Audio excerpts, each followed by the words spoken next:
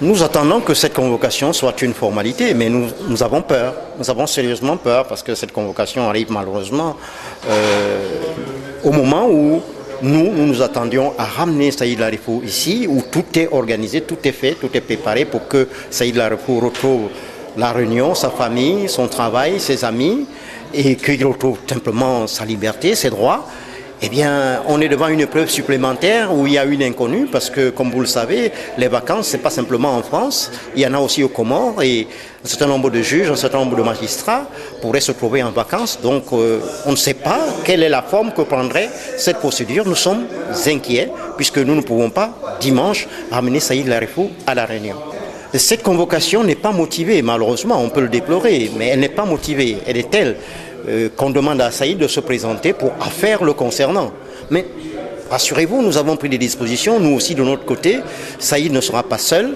Saïd, nous avons fait venir 2 avocats spécialisés de Paris qui devraient nous accompagner, mais qui partiront plus tôt pour pouvoir être dès lundi matin, dès dimanche soir à Moroni.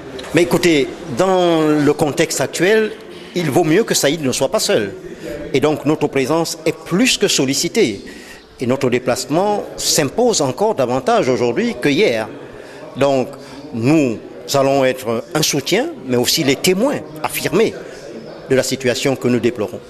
Mais des hommes et des femmes qui constitueront la délégation, des personnalités, pas des personnalités forcément, mais des hommes et des femmes qui sont connus à La Réunion et moins connus. C'est une délégation restreinte, mais on ne peut pas en dire plus pour l'instant.